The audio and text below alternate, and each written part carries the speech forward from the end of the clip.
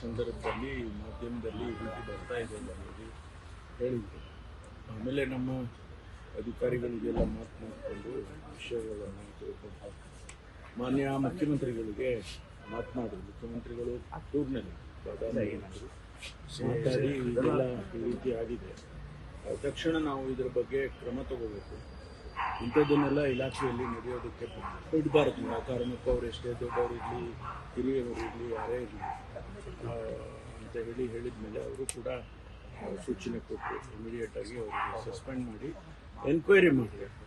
ಆಮೇಲೆ ಅವರಿಗೆ ಅವರೇನು ಹೇಳಿಕೆ ಕೊಟ್ಟಿದ್ದಾರೆ, ಅದು ಸುಳ್ಳು ಹಾಗೆ ಅಂಥದ್ದೇನಾದ್ರು ಇದ್ದರೆ ಅದೇ ಆನಂತರ ನೋಡೋಣ. ಆದರೆ ಮೇಲ್ನೋಟಕ್ಕೆ ಇದು ಕಾಣಿಸ್ತಾ ಇರೋದ್ರಿಂದ ಅದನ್ನು ಇದು ಯಾರಿಗೂ ಗೌರವ ತರೋದಿಲ್ಲ ಅಂತ ಹೇಳಿ ಹೇಳಿದ್ಮೇಲೆ ಸಸ್ಪೆಂಡ್ ಮಾಡಿ ಮುಂದೆ ಎನ್ಕ್ವೈರಿ ಆಗುತ್ತೆ. ಎನ್ಕ್ವೈರಿ ಆದಮೇಲೆ ಅದರ ಬೇರೆ ಬೇರೆ ಆಯಾಮಗಳೇನಿದೆ ಅದನ್ನೆಲ್ಲ ತಿಳ್ಕೊಂಡು ಆನಂತರ ಮುಂದಿನ ಕ್ರಮ ತಗೊಳ್ತೀವಿ. ತಮ್ಮ ಭೇಟಿಗೂ ಕೂಡ ಬಂದಿದ್ರು ಸರ್ ಅವರು ನಿನ್ನೆ ಇಲ್ಲಿ. ಅದೇ ಹೇಳಿದ್ರು, ನನಗೆ ಮಲಗಿದ್ದೆ ಅಲ್ಲ, ನಾನು ಬಂದಿದ್ರಂತೆ, ನಾನು ನೋಡೋಕ್ಕಾಗಿಲ್ಲ, ನೋಡ್ತಾನೂ ಇರಲಿಲ್ಲ.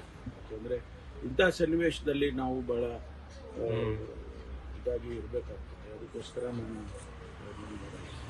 ಹಸ್ಬೆಂಡ್ ಅಷ್ಟೇ ಅಲ್ಲ, ಅರೆಸ್ಟ್ ಆಗಬೇಕು ಅಂತ ಬಿಜೆಪಿ ಅವರು ಒತ್ತಡ, ಅರೆಸ್ಟ್ ಮಾಡಿ ಅವ್ರನ್ನ. ಯಾಕಂತ ಹೇಳಿದ್ರೆ ಬೇರೆ ಬೇರೆ ಪ್ರಕರಣದಲ್ಲಿ ಹಾಗೆ ಮಾಡಿದ್ರಿ, ಈ ಪ್ರಕರಣದಲ್ಲಿ ಹಾಗೆ ಮಾಡಬೇಕು. ಅದು ಮುಂದಿಂದು ಕ್ರಮ ಬೇರೆ. ಮುಂದೆ ತನಿಖೆ ಆದಮೇಲೆ ಏನು ಬೇಕಾದರೂ ಆಗ್ಬೋದಲ್ಲ, ಅವರು ಡಿಸ್ಮಿಸ್ಸು ಆಗ್ಬೋದು. ಅದರಿಂದ ಈಗ ನಾವು ಇಮಿಡಿಯೇಟ್ ಆ್ಯಕ್ಷನ್ ತಗೊಳ್ಬೇಕು ಅಂತೇಳಿ ತಗೊಂಡಿದ್ದೇವೆ. ಅದನ್ನು ಯಾವುದೇ ಮುಲಾಜಿಲ್ಲದೆ ನಾವು ಹಿರಿಯರು, ಸೀನಿಯರ್ ಆಫೀಸರು ಅದೆಲ್ಲ ಏನು ನೋಡಿದೇನೆ ನಾವು ಇಮಿಡಿಯೇಟಾಗಿ ಆ್ಯಕ್ಷನ್ ತಗೊಂಡಿದ್ದೇವೆ.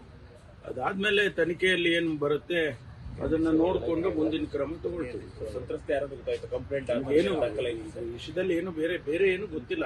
ಮೇಲ್ನೋಟಕ್ಕೆ ಈಗ ಗೊತ್ತಾಗಿರೋದು ಅಷ್ಟು ಬಿಟ್ಟರೆ ಬೇರೆ ಯಾವುದೇ ವಿಚಾರಗಳು ಅದಕ್ಕೆ ಸಂಬಂಧಪಟ್ಟಾಗಿ ಗೊತ್ತಿಲ್ಲ. ಸರ್, ಇಂಥ ಘಟನೆಗಳು ಪೊಲೀಸ್ ಇಲಾಖೆಗೆ ಎಷ್ಟು ಮುಜುಗರ ತರುತ್ತೆ ಸರ್? ಖಂಡಿತವಾಗಿ ಪೊಲೀಸ್ ಇಲಾಖೆ ಒಂದೇ ಅಲ್ಲ, ಯಾವ ಇಲಾಖೆನಲ್ಲಾದರೂ ಕೂಡ ಅದು ಯಾರೂ ಅದನ್ನು ಒಪ್ಕೊಳ್ಳಲ್ಲ.